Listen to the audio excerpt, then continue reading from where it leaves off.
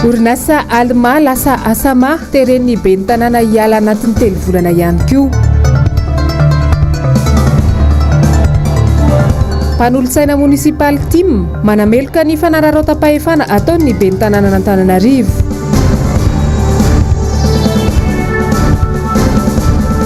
Famonoana gadra tany farafangano meloy ny CNIDH tanteraka. Manana mbola tsara antsika jiaby izay manaraka ny fahitalavitra MBS amin'ity matinali ity niany alatsinainy fa 4 ny volana Aogositra taona 2024 tonga soa eto amin'ny fotoana ny vaovao manano karibo amintsika jiaby ny tenako anaraka izany vaovao izany hatramin'ny farany. Andesintsika manomboka ny vaovao tahaka ny mahazatra aloha ny tatitry ny zavanisy ny antotanisa mandina ny valanaretina coronavirus eto Madagasikara. Jessica Miray sy Tahiry Nianaranarnirina no nandravona an'izay. 7 ny tranga vaovaon'ny Covid-19 teto Madagasikara tao anatin'ny 4 ora tamin'ny fitiliana 27 natao mitsinjara toy izao avy isaky ny faritra.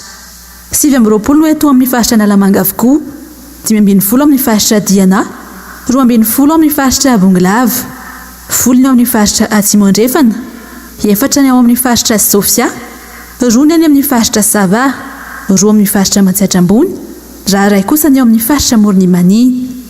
Ny volana Martsa no makaty izany dia 737 alina no efa nitondra ny tsy mikaretina Covid-19 teto amintsika ka ny 7 amin'ireo no mbola andalam-pitsaboana. Ny aina 17 kosa ireo marary amin'ny forme grave ka 7 ankehitriny. Tsy nisy kosa ny nodimandry tao anatin'ny 4 ora ka mijanona ho 7 hatramin'ny 15 ny volana Martsa no makaty nahatratra 5 sy 305 alina ny fitiliana PCR vita teto Madagasikara. Raha toka 905 kosa ny fitiliana gène expert natao ny alahady 13 Aogositra teo. Antotanisa ofisialy navoaka ny CCO androany fa 14 ny volana Aogositra. Iditra amin'ny votoato ny vaovao isika ny famotona teny amin'ny soamanandrariny PK7 androany ny tompona andraikitra ny orinasa asama tsy hoe iverina isokatra akory ity orinasa ity mitatitra ny zavanisy teny antoerana i Asin'Andriamalala sy Manora Andriamalala. Mbola eny amin'ny fitsarana andrara fampitsarana ny contrat de bail eo amin'ny commune Antananarivo renivohitra tsy nivondrona orinasa MBS dia efa miainga ny fanaparam-pahefana hafa. Nandefa fasan'ny ben'ny tanàna naina ndretsy tohaina taratasy ihany koa ny orinasa malagasy mpanao lalana asama na alma teo aloha. Fampitsarana ny contrat de bail ary didy milaza fa tsy maintsy alana eo amin'ny toerana fiasana ny votoatiny. Tsy nandrazava izy fa dia manala fotsiny tsy misy fanazavana ka alana fotsiny amena 3 volana nareo izy dia préavis suivant ny convention nefa ny convention sarotra be ilay mbola amoaka aminareo azy hoe misy article maro ilay izy. Ny ofatany eo anatin'ny convention dia tsy hoe miofatany fa redevance avy amina exploitation na carrière satria misy carrière atao ambadika atao taloha. Io carrière io nefa tsy nandeha intsony io nanomboka tamin'ireny fanonganam-panjakana ireny tsisy carrière izany intsony io e. Ka inona no pourcentage na vato amenanao na vovo-bato na fasika tsy possible anie zany. Tsy zahatra tsy miasa ve tsisy an'izany intsony hatramin'izay fa matoana maro vao tonga ilay fanonganam-panjakana ireny. Raha izay zany ny ofan'ilay trano fantatray ve hoe ohatrinona ilay izy indraindray misy mpanofa trano ohatra tsy mahalofa trano e dia mba manao planning d'amortissement io izy na hoe alohanay ty fa zao ty fa tonga dia mialana reo tsisy tsy didim-pitsarana fa ilay tonga dia tompotrano angamba mbola tsy manaraka lalàna loatra araka ny eritreritro. Indroa miantoana ny taratasy mampafantatra avy eo fa hidina ifotony commune anao visite de lieu hono. Amin'ny mpiara-miasa rehetra ao amin'ny asama dia filana ady ity ataon'ny ben'ny tanàna ity. Ity toerana ity dia toerana anisan'ny alma izay hipetrahany hitanareo angamba ny misy engin be dehibe ireo misy ny mbola velona misy ny efa maty. Maninona no misy dia efa maty satria valo sa fito taona zay depuis 2009 misy tsy mihetsika ange sarotra ny hoe mbola velona ny sasany nefa miezaka namelona ihany zay dia mbola mamelona olona eo amin'ny 5 zany zay zany ny personnel-ny asama satria nanovana asama izy zay no gérance statutaire ny tonon'ireo conseil d'administration vaovao dia natongavandreo notification reo zay natongavany commune teto zany nanao visite leo ny fitsapako an'le izy moa satria efa notifie hoe aletonareo anatin'ny telo volana dia vahady zany zay mbola nanana ny convention ara-dalàna nanana ny taratasy zay nanomezany actionnaire talohan'ny actionnaire vaovao ny asama taratasy zay nisy koa ny nomination ny gérant vaovao à partir ny ina moa ty izy réunion ny conseil d'administration dia zay nitenako zany dia tampoka ihany nisy convention ny raha ny allemand sy ny commune urbaine tamin'ny andron'ny président Ravalemana na maire teo amin'ny toerana zay convention validé ny conseil municipal amin'izay fotoana zay ananako zay dossier zay anana 10 taona karazana bail amphithéotique zany izy io zao nefa moa dia tonga dia rupture tampotampoka le izy tsy nisy sommation tsy sy ninona mety dia tsy maintsy miatrika moa zay mahatonga ny teny teo hoe bon efa miady zany zay koa za tsoroahana fotsiny zany fa mba ampiasa zay mba manana paizana sy manana afaka hiaro anay amin'izany zay orinasa niara-ny fandrobana tamin'ny fanonganam-panjakana tamin'ny taona 2024 ny asama niezaka ny avy tena ny orinasa miaraka amin'ireo mpiasa malagasy nanana vina ny iverina iodina indray aorian'izao fiboana izao very tanteraka ny resaka fandrarana ataon'ny malagasy dia matiako amafisina farany zany le sécurité le investissement anay rehefa tainika tapitra zany confinement io dia mamanana projet zay anamboatra ny machine rehetrarehetra eto mba hahafanay miasa indray dia mamelona andreo mpiasanay reo zany hoe miropiropy kely zany ny investissement anay à partir anay fitadiavanay clientèle zany nefa ny tsy hoe fréréana fa mahitsy zay koa nefa ny raha hoe hoalany eto zay dia tapaka zany zay dia fa chômeur ny 5 amby 3 ay 9 amby 3 moa zany miaraka amiko zany lasa chômeur zay zany niodina kely zay am'izay velona fa mbola eo amin'ny karama fotsiny areo zany zao mbola ny velomanay zao moa tamin'ity confinement ty zao 26 juin zao nahazo karama farany mpiasanay teto dia zao mbola vao tsikaraka indray dia niaza zany sorako an'le mpiara-miasa amiko fotsiny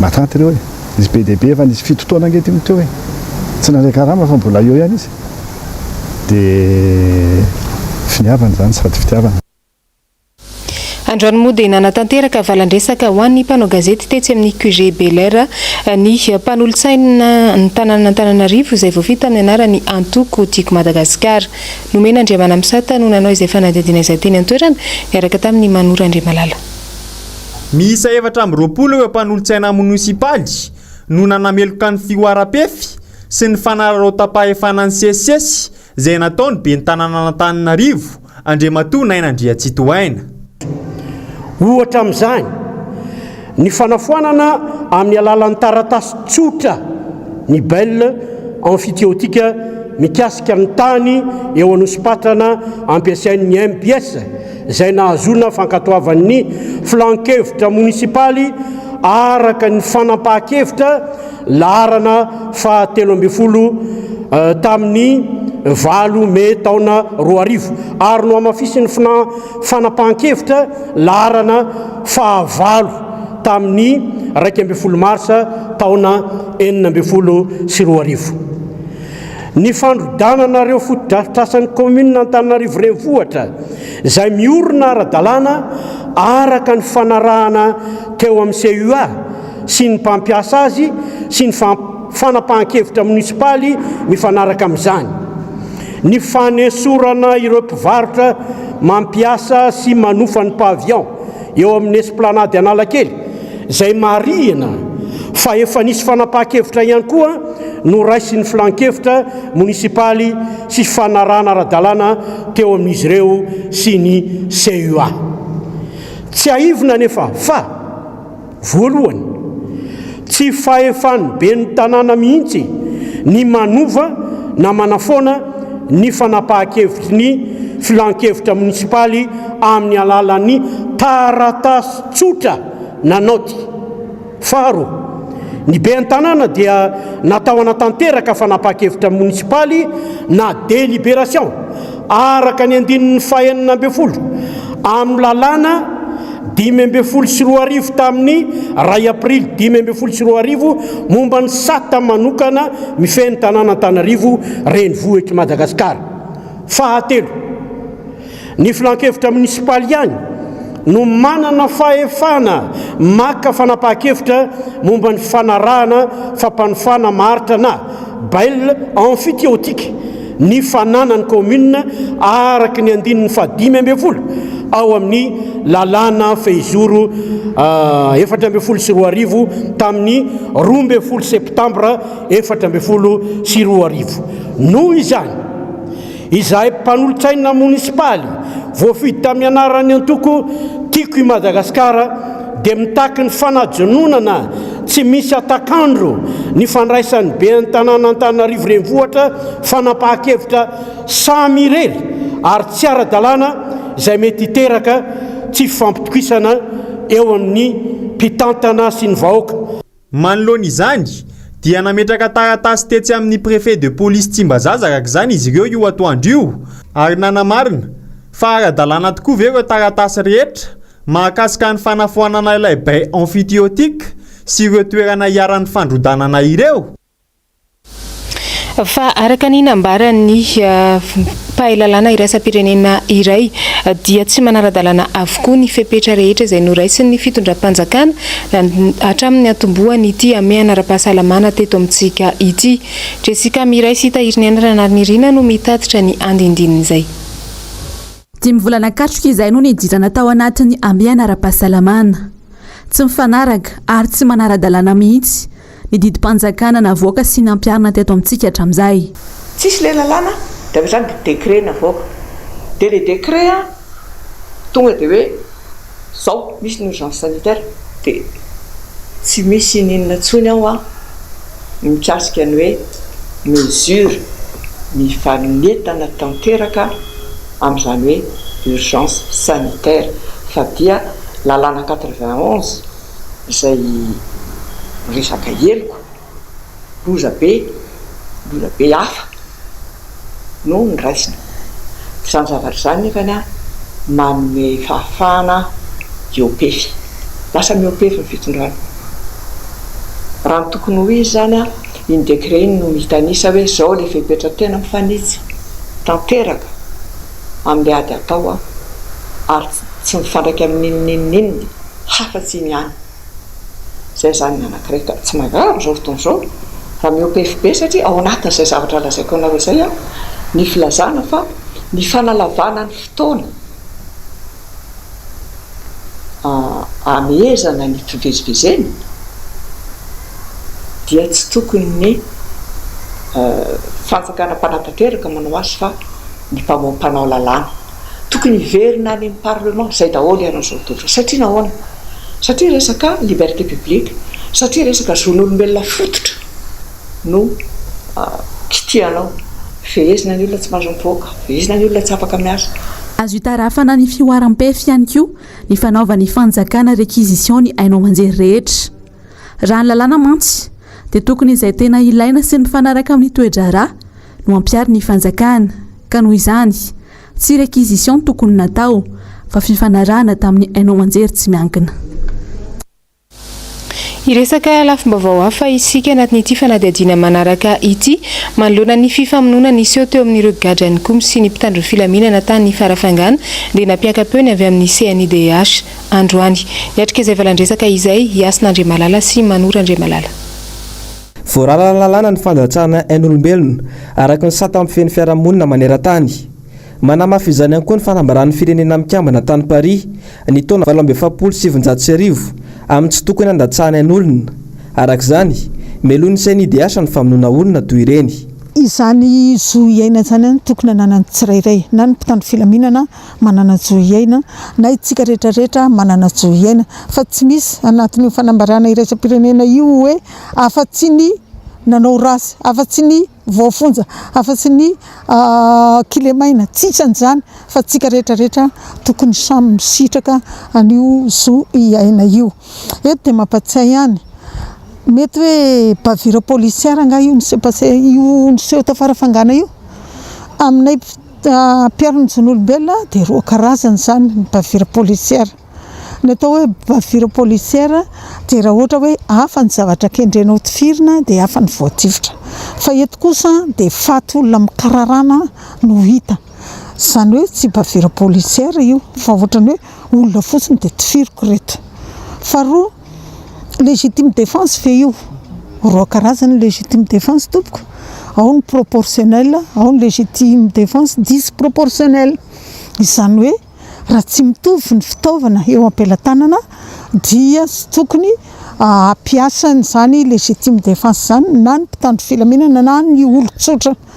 Ka eto zany dia mampatsiahy tsy azo atao any manala ain'olona. Raha araka ny rambavao iray dia maro loatra ireo olona mbola tsy voatsara no voatazona any am-ponja, tsy fantatra mazava nefa ny fotoana hitsarana azy. Izany no anisan'ny antony nandosiranyreto gadra tany farafangana ireto. Ankoatra ny fijaliana lalina maro samihafa mianjady amin'ireo voafonja na efa mieloka izany na mbola miandry fitsarana. Miangavy ireo tompona andraikitra isan'ambaratongana mba handray fepetra makasika ny atosoana bevava ohatran'izany. Dia mangataka zany zahay fa ireo nahafaty olona dia tokony ho tsaraina. Ireo voafonja kosa ka naparatra nyreto mpitandro filaminana dia tokony ho tsaraina. Nandika lalàna ihany koa izy niala n'le fonja, tokony ho tsaraina hoe maninona anao ato ny fonja tokony hipetrahanao, maninona anao no mandika lalàna.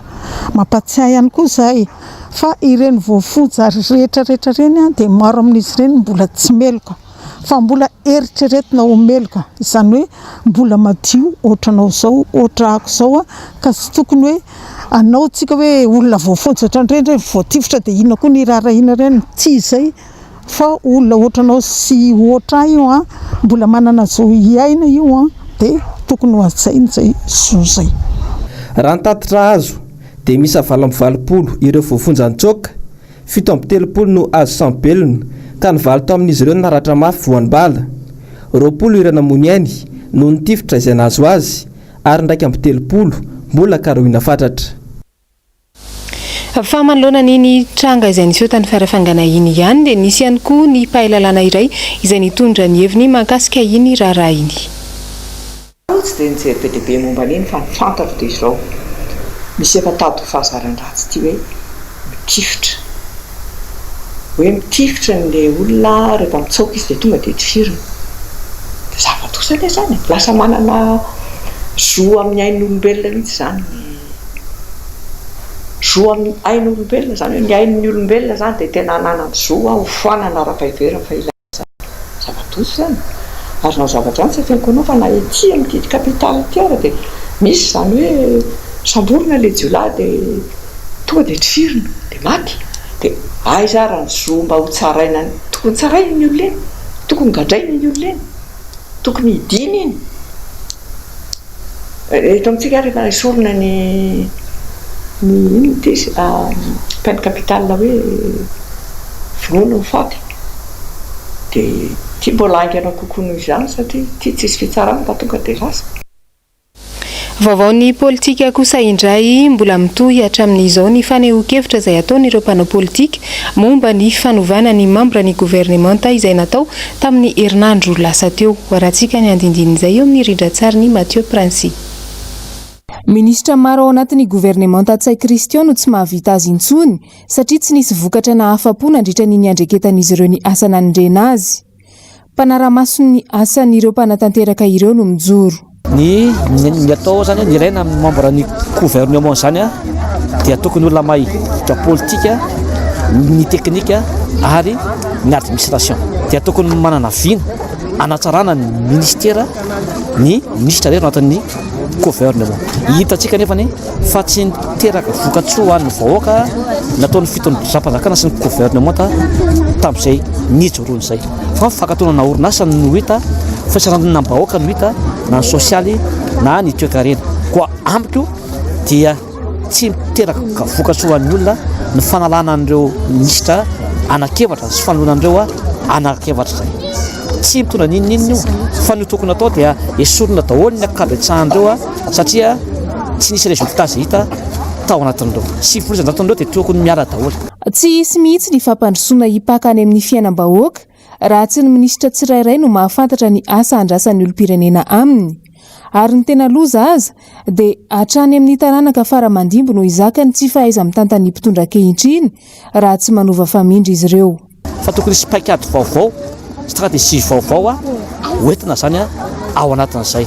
Tokony hisy ny politika publique izay atao zany dia tokony miantefany amin'ny filan'ny vahoaka no atao, ny fampandrosoana zany ho atao. Eo koa ny famoronana asa. Zany zao ny tsy ampy ary tokony atao eto Madagasikara ao anatin'ny fahamarinana sy ny mangarahara. Rehefa tanteraka izay dia tafavoakatsika ary tsy mila akory izany famatsim-bola sy mitrosa afany fedana izay. Demokrasia eto Madagasikara, aiza ho aiza ny toeran'izany ankehitriny. Mpanao politika iray no naneho ny heviny mahakasika izay. Jessica Miray no mitatitra ny fanadihadiana eo amin'ny rindran-tsary ny Tahiriniana Ranarinirin. Demokrasia io ny teny nentina nanenjehana ny fitondrana ara-valomanana ny taona 2024. Nampiasana hery, nandrobana, ny afaratra amin'ny fanonganam-panjakana ary namitehana fiainan'olona maro. 12 taona aty aoriana. Efa mitoetra eto Madagasikara tokoa ve izany? Efa miatra eto amintsika tokoa ve? Mba avegeninareo kely ny kabariny filohan-drajoelona teo. Hoe ty kiantsy ataontsika kiantsy demokrasia ity. Efa mitondra inareo zao. 7 taona zao nitolasanareo firenena.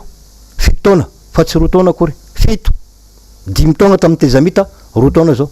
Mba efa sokafinareo ve mikiantsy demokrasia? Fa ny olona zay maneho hevitra no diavinareo samborona, ogadrana, tsy vahaolana zany eto amin'ny firenena. Ary vao maika zany manapotika firenena, manapotika ny mpitondra amin'izao fotoana zao. Fa io rehefa mety ny ataonao, tsara ny ataonao, tsisy olona dala eto, tsisy vahoaka dala eto. Ka hoe le vahoaka efa miadana, misakafo, matory amin'ny toerana trango tsara, tsy ny any ambanivohitra milamina, tsisy dalo, afaka mandeha tsara ny fiarina rehetrarehetra, ny orinasa miasa, tsisy zavatra andeha hanintsika an'izany fitondrana zany. Fa zao matoa ny olona miteny, matoa ny olona mitsikera, matoa ny olona milaza tsy mahomby, de tena mandeha makany amin'ny tsizy izao fomba fitondrana firenena zao. Ary tsy azo ekena zany raha mbola ty tanindrazana. Arainao manontolo ao ireny fampahalalam-baovao ny fandaharana dinika ny vahiniana ny Henri Rakotomalala. Manoloana ny toedra raha misy eto amin'ny firenena ankehitriny dia antoko politika maromaro androany no nametraka ny taratasy fitorindy teny anivo ny fitsarana tampony teny Anosy. Nzava-Andriamaefa no teny antoerana nanaraka izay vaovao izay niaraka tamin'ny Henri Rakotomalala. Mahatsapa ireto antoko politika maromaro ireto fa gabraraka loatra ny fitantanandrara eto amin'ny firenena. Maro no lesoka hita indrindra amin'ny tsy fisian'ny mangarahara amin'ny fitantanam-bolam-panjakana. Ohatra amin'izany ilay raharaha écran plat izay mbola mampametra-panontaniana ny mpanara-baovao ny hafarany. Tsy manaiky ireto olom-pirenena ireto ny anaovana ampimamba ny firenena. Tsy manaiky ny tsy maty manonta ihany koa izy ireo. Teny amin'ny fitsarana tampony ny ambom-peonan'ireo mangetahita fiovana sy mangarahara androany. Amin'izao tsika miteny zao dia tsara ny manamarika aloha fa manana zo hitory ny mpitondra fanjakana isika. Zany hoe isika resahana io dia ny vahoaka malagasy indrindra fa makasika n'ilay tery amin'ny CCO zany le resaka vola zay nomen'ny PNUD dia kinanjo moa misy kitrano antrano dia voatery zany tsy afaka hijery fotsiny an'izany tsika satria fantatritsika tsara fa tsy ny eloka ihany ane no mila hoe saziana fa mametraka izay hoe niza olona manana eritreritra anao eloka mitovy amin'izany dia tokony efa miandry azy koa ny sazy, tsy azotsika vela fotsiny zany. Ary dia tonga izay ametraka an'ilay fitoriana ka dia hitantsika koa hoe hatraiza ilay fahaleovantena zany atao hoe fahefan'ny fitsarana izany satria fantatritsika tsara mahakasika ny séparation du pouvoir dia hitantsika eo ilay fandehany zany. Lafim-baovao hafa kosa nametra-pialana tsy ho tale jeneraly ny serasera eo anivon'ny ministera ny serasera sy ny kolotsaina tamin'ny omaly ariva ifanahimanana tiaray. Hoarantsika ny andindiny izay vaovao izay tateriny Jessica Miray sy Tahiriniana Ranarinirin. Anisan'ny nanatrany maro ity sary miparitaka tamin'ny tambazotra Facebook ny sabotsy alina teo ity. Maneho ny ampahany ny zavan-tranga ny sabotsy alina teo. Sary ny tale jeneraly ny serasera eo anivon'ny ministera ny serasera sy ny kolotsaina. Nitondra fiaram-panjakana anaty amamona ny sabotsy alina teo ka nandona miaramila teny tsara saotra. Ary nitsoaka noho ny aveo saingy ny fanenjehana ny fiaranoentiny ka hatratra ihany. Raha ny fantatra dia nanao fety teny Ivato ny namana sy ny mpiara-miasa amin'ny ministry ny serasera tao alohan'io loza io. Fety no nahavoatazona ny ramatoa ministra teo amin'ny toerany. Tao ary ny fanovana ny mpikambana tao amin'ny governemanta ny alakamisy 20 Aogositra teo. Isan'ny tao anatin'ny fety fanahy manana tiaray. Avy hatrany dia niparitaka be tamin'ny tambazotra ny vaovao. Mamy tanteraka izy nambarany ity fanehoan-kevitra iray ity. Sady nanompany mbola nizaozao laza fa tsy fantatrareo anga hoe izy za. Omaly ariva nandefa fanehoan-kevitra tamin'ny compte Facebook ny tena ny fanametra-pialana tsy ho tale jeneraly ny serasera intsony ary noeken'ny ministra izany. Mpitsary fanahy manana tiaray ary mpikambana eo anivon'ny CSM na Conseil supérieur de la magistrature. Filakevitra ambony ny mpitsary. Andrasana ny toy ny rara satria heverina fa tsy misakana ny fandikan-dalana nataony ny fametra-pialany. Efatra ireo vesatra heverina fa azo anenjehana azy dia ny fitondrana fiara anaty fahamamona, fandomana olona, fitsoahana ary fitenenana ratsy ny mpitandro ny filaminana. Lafim-baovao hafa kosa tsy maharesy lahatra ny rehetra ny fanapahan-kevitra izay raisin'ny fanjakana ho famahana ny krizy eto Madagasikara. Manao rano lava ny fanehoan-kevitra indrindra moa fa tao aoriany ny fandaharana ny arana tamin'ny filoham-pirenena Omaly alina iny. Horantsika ny andindinin'izay tanterany ny Andriamahefa sy Andra Kotomalala. Sendika maro nefa nitondra tsikera ary tsy miombon-kevitra amin'ny fanjakana amin'ilay fampindramam-bola avy amin'ny KNAPS. Sahirana avokoa ny akamaroan'ny mpiasa, indrindra ireo mpiasa amin'ny sehatra tsy miankina. Eo ireo voaterina anaiky io fampindramam-bola io noho ny fahasahiranana tanteraka. Vaolana tokoa ary veo paikady ny fanjakana io. Anahirana resaka KNAPS na ny Caisse nationale de prévoyance sociale la amin'izao fotoana izao mihitsy ny tena tokony etsehindrareo mafy. Fa ianao efa tafiditra ao anatin'ilay fahalovana amin'ny fahantrana dia mbola asaina mitrosa ary ho averinao ihany io rehefa aveo ary tsy maintsy misy zanany fa mety iteny fotsiny kama mifanjakana hoe kely fotsiny zanany na zao fotsiny zanany tsy dia rariny loatra angamba zany hoe fa ao anatin'ny fahantrana anao raha vola samborina vaoaka malagasy amin'izao nge zany miteny amintsika fa vola samborina tsy hoe ahodina anaovana société fa hohanina ao an-trano noho izany tsisy revenu an'iny tsisy tamberiny mihitsy ka hoe afaka andoavana n'izany troso zany fa raha nitrosa vola androany izy hohaniny androany zany fa tsy hoe anaovany ananganany tina non tsy mino an'izany ary tsisy koa antoka ahafahany maka an'izany vola zany hoe aka vola amina pampindram-bola hoe tsy haiko 4 millions dia azo an'izany ve izy tsy possible. Vaovao mahakasika ny sosialy dia tamin'ny volana Jona teo no nisy eo ny tranga fahamaizana trano izay nahatonga traboina marobe izay mbola monina eny amin'ny 17 hektara eny amin'izao. Nandeha nidina ifotony nijery ny toy izay raharaha izay androany Inory Fitiavana sy Andra Kotomalala. Ahitana terabao kely telo ireo traboina vokatry ny aitrano ny tranga teny Andotapena ro volana lasa izay. Voatery miafy sy miaina amin'ny zava-misy izy ireo noho ny fahasahiranana. Rehetra zay zao dia trano ipetrahana zao zay mbola hoe mitady na tsisy alelo zay hatreto zay mpanofa zany nitao dia le trano faina no tediavinay e vola amin'ny fanatrano trano masahirana anay daholo zalo moa zao tsy miasa aloha zao dia tsy hitako hoe anangonina aloha zany fa zay menu leto no hoaninay. Jaly satria mafy be le tany ipetrahana sa mafy be le tany ipetrahana nefa tsy maintsy miaritra fa tsy manana. Bela be 13 tokantrano zao zay nitaty dia ny alany ray dia 12 tokantrano zao zay ny ata. Tsy mbola manana fotom-pivelomana zay fa mbola mivelona zay fanampiana mihainy malala tanana eto aloha hatramin'izao. Tena miantso avo amin'ny mpitondra fanjakana mihitsy zay mba hanampy anay amin'ny fanamboarana trano.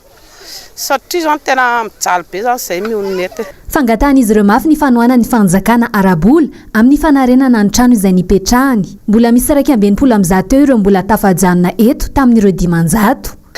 ny zanakay zao ny sasany any amin'ny havana ihany ny sasany no mipetraka dia zay zany a tsy manana hoe ale zany fa mba satronay zany mba zavatra mbangatanay zany amin'ny fanjakana na azy ny zay mba hoe fanampiana zany mba azony malala tanana atao mba hoe mba hanampy anay mba hahafahanay mamita an'le tranonay zany mba hipetrahanay zay zany mba hitahitanay nefa ny hatramin'izao moa efa roa volana juste anay zao no eto dia mbola tsy hita mihitsy zay zavatra eto fa miandrony zay mba vary kely azo zay me malala tanana eto zany zay ao anatin'ny herinandro 13 tokantrano zay ny ato tena betsaka dia raha ohatra ary zao ohatra hoe misy voan'ny corona na sahala amin'izany dia miaraka ato foana zay eto zay matory dia eto izy eto matory dia itsy voateraka itsy eo zao mifandrina ato lamba zaraina tato ihany reny atoriny reny samy mamelatra ny lamba zay zaraina zany dia reny ny atorina dia eto reny lamba voany zaraina daholo zay juste zao akanjo men'olona ary tony efa anaovany tony fa zay tsy manana fa re dia zay aty ihany mihinam-bary mahandro hany zay eo atokotany dia miditra ato mihinam-bary dia rehefa avy ny orana mandriky ny rano iny dia tafiditra aty dia mikisaka makaty ampovoany nefa ny entana lena dia tsy maintsy ampidirina aty dia mifandratra ato daholo ny rehetrarehetra saika manao asan-tselika avokoa ny ankabeazan'izy ireo misy kosa ny manao asa-tanana mba hivelomana araka izao hita amin'ny sary izao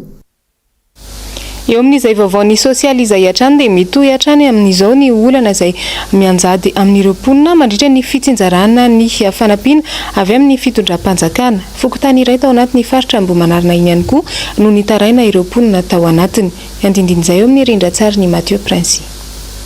Misy fanavakavahana eo amin'ny fitsinjarana ny fanampiana avy amin'ny fanjakana malagasy mandritra izao amehana ara-pahasalamana izao.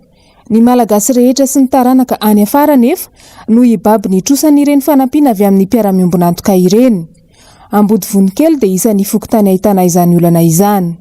Tsy araka ny fanampiana-bava sy atao fanampiana maso amiko ilay izy hoe volam-panjakana volan'ny fitondrana ny vola tsy topo aza totoina ilay vahoaka fa lazao marina fa tokony hisitraka izahay ary zoanay malagasy ny hisitraka ny tena tokony hisitrahanay satria ny akabazanay eto ireo manatrika dia be ny tsy nahazo ary mbola tsy nahazo an'izany vady tsy nahazo tosika fameno hoaniny izay nanao ilay tosika fameno dia nampalahelo fa ilay olona tena tokony hisitraka faran'izay sahirana tompoko dia lazaina fa latsaka fa ilay olona misy olona manakatao tafiditra nanao ny doléance teny amin'ny firaisana mbola latsaka ihany ilay olona aiza ilay tena mare fa raha tsisy izy izany tsy mare sy mpanan-karena eto misy fanovanana eto aminay misy olona tena tsy misitraka mihitsy ary misy misitraka mahazy indro tsy mampaninina anay ilay izy tsy malahelo zay fa kosa zarao hitovy le fanomezana fa izy tokony hisitraka daholo tompoko ny vahoaka. Tsy nahavaolana ihany koa ny fanisambahoaka natao hatreto raha ny nambaran'ny mponina. Tao anatin'ny fanisambahoaka dia izy aloha tonga dia efa hoe recensement mazava ho azy dia nanontaniana fotsiny hoe efa nahazo tosika fameno vatitsinjo hoe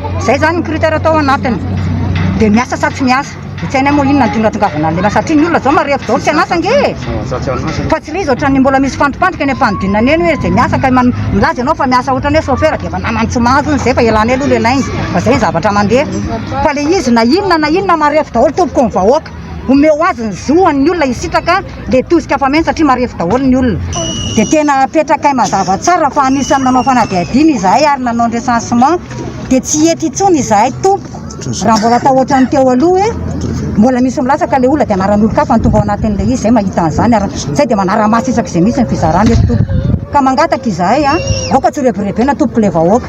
Aretina no hiadiana eto Madagasikara ankehitriny fa ny mponina eny amin'ny faritra iva dia mbola miaina ao anaty loto. Andralanitra faharoa ity toerana eto amin'ny ilan'ny lalana hiazo an'Andraharo ity.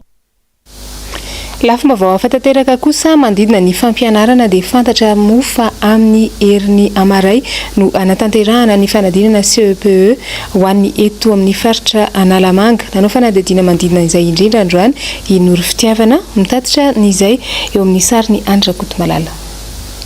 Ny talata 5 Aogositra vao mandeha ny fizarana ny taratasy fiantsonana ny convocation an'ireo mpiadana analan'ny fanadinana CEPE ho an'ny eto amin'ny Sisco Antananarivo renivohitra 3,794 ny kandida miparitaka amina ivitoeram-panadinana 2,70 5,70 kosa ny ivitoeram-pitsarana ny fanadinana ary 3,9 ny toeram-panadinana 2,20 ny mpiadana manana fahasembanana ho an'ny BEPC kosa 5,7 ny mpiadana. Olana goavana ho an'ny mpianatra ny tsify sy ny fotoana ny verenana tany an-dakilasy ho fitsinjovana ireo zaza malagasy misy an'ireo sekoly tsy miankina no nanokana fotoana ahafan'ireo mpianatra manao ny famerenana farany any an-tsekoly. Ny convocation alainay aloha dia manomboka amin'ny alarobia zay no mikasa ny izarany convocation mpianatra. Ao anatin'ny fanarahana ny fenitra ara-pahasalamana rehetra trano dia iverina ny classe d'examen ny anao ny CEPE zany manomboka amin'ny alarobia ny ankizy manomboka miverina mianatra dia manao ny révision dia ny BEPC sy ny bac ihany koa iverina hipetraka an-dakilasy anao ny révision. Misy amin'ireo mpianatra no miezaka manao ny fanazarana any an-trano. Anisan'izany itoky tovolahy 4 taona anisan'ireo traboina vokatry ny aitrano teny Andotapenaka. Tena tsisy miditra amin'izay tsy misy miditra amin'ny saina daholo zany fa miankina amin'Andriamanitra sisa ny zavatra. Indraindray rehefa ohatra ka misy ankizy dia tsy maintsy voakorotana ihany. Mangataka ny hijereny fanjakana ny zaza malagasy hiatrika ny CEPE ny ray aman-dreny indrindra ireo tena sahirana ara-pivelomana. Ny anazy zao nefa ny anankiroa zao ny anala CP toko sy fano zany ny anala CP amin'ny 1er septembre. Dia ohatrany hoe mba mangataka zany zay raha ohatra ka hoe misy olona afaka hanampy anay zany eo amin'ilay fitaovana hoentin'ilay ankizy mianatra satria zao zareo efa maka devoir dia efa misy vola aloha zany amin'ilay resaka hoe taratasy le fanasivana devoir any zareo zany efa misy vola aloha any ampianarana. Mbola tsy fantatra mazava raha tena voatazana ny daty anatanterana ny adina ra-panatanjahantena BEPC sy BAC raha ny fanazavana miankina amin'ny fivoarany valanaretina coronavirus ny fanatanterahana azy. Fa lafim-baovao hafa kosa indray dia nanatanteraka asa tana maro omaly ny fokon'olona teny amin'ny faritra Ambohimanarina iny mba hialana amin'ny olana eo amin'ny fanondrana ny tanimbary tantsa ny solombavambahoaka ny Madagasikara voafita amin'ny anarany antoko tima ihany koa moa dia nanolo-tanana ireo fokon'olona tamin'ny izany. Andindin'izay hoarahantsika eo amin'ny rindran-tsary ny Mathieu Princy. Andraikitry ny apipa izao be loatra nefa ny tsikafona manentsina ny lakan-drano ka ny tantsano mizaka ny vokatra izany voalohany amin'izao fotoam-pambolena izao. Nirotsaka an-tsehatra ny fokon'olona izay manana tanimbary ka mahatsiaro voakasiky ny olana eo amin'ny fanondrahana ny tanimbary tamin'ny Alahady 13 Aogositra teo. Ny teo amin'ny vavan'ny rano hidiran'ny rano manondraka ny lemaka Ambohimanarina no nodiovina ary nitohatra any amin'ny lakan-drano F3 mivoaka eny Andraharo izany.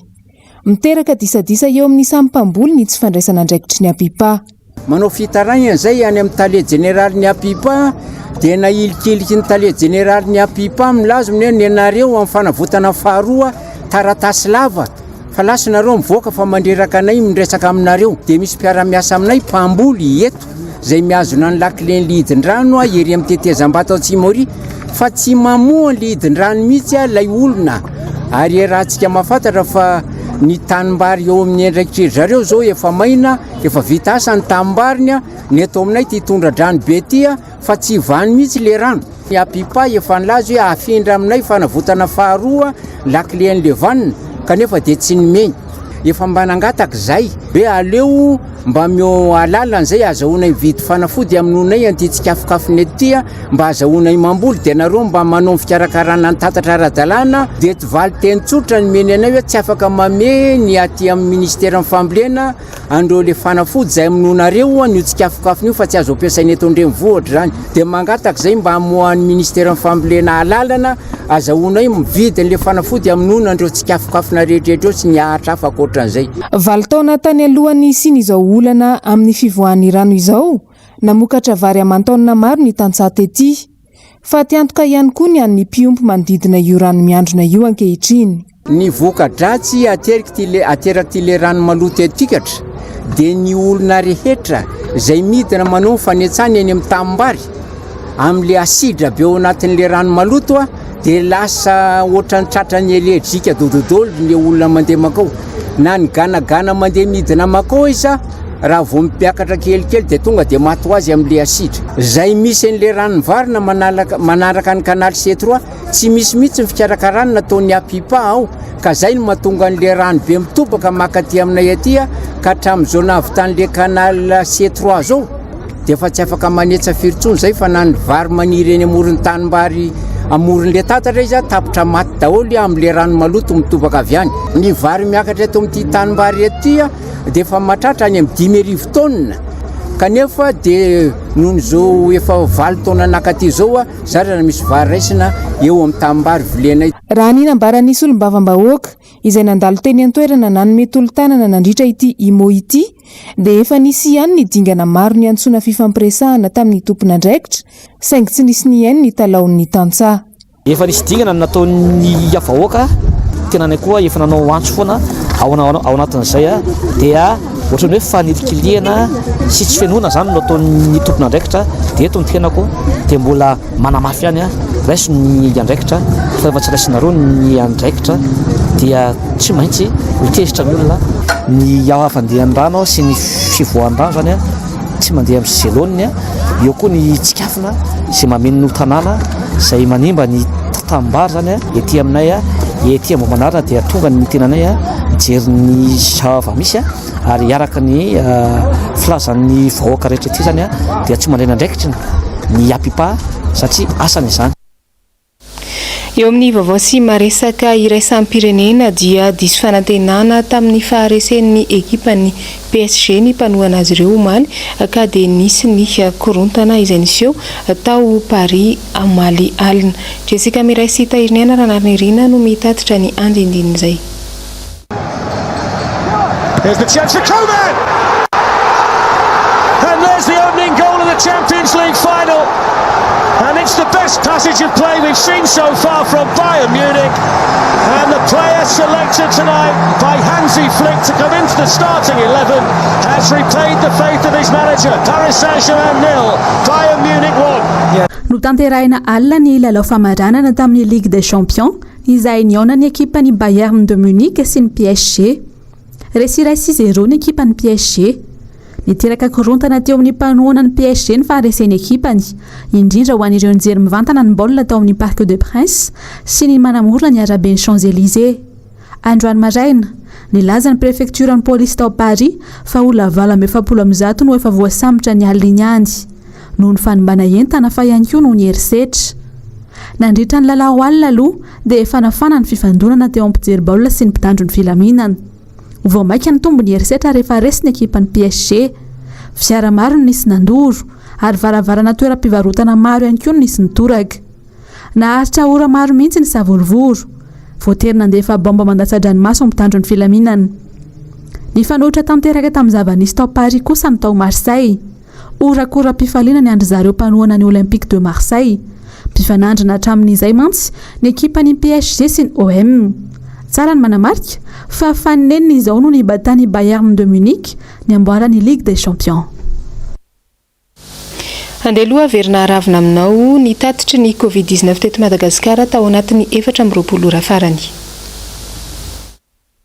7 ny tranga vaovaon'ny Covid-19 teto Madagasikara tao anatin'ny 420 ora tamin'ny fitiliana 24 natao mitsinjara toy izao avy isaky ny faritra.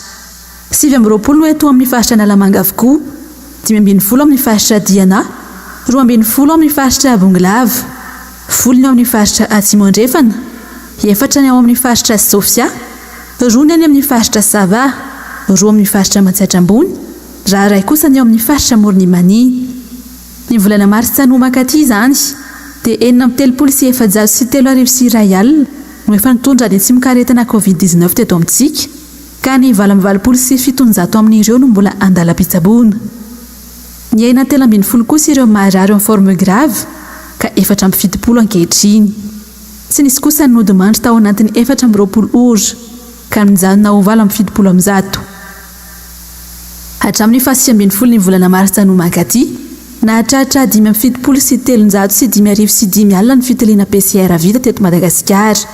Raha toka 405 kosa ny fitiliana Jeune Expert natao ny alahady 13 Aogositra teo. Antotanisa ofisialy navoaka ny CCO androany fa 420 ny volana Aogositra. Mifarana hatreo ny vaovaontsika tamin'ny tiany ity mankasitraka anao nanaraka izany hatramin'ny farany. Aza donona ny fandarana dinika no arahantsika niany rehefa aveo ihany afaka minitra vitsy. Ny tena kosa mametraka ny veloma mandrapitafa ao amin'ny manaraka indray. Samby tsara ry tombo klasy tombo vavy.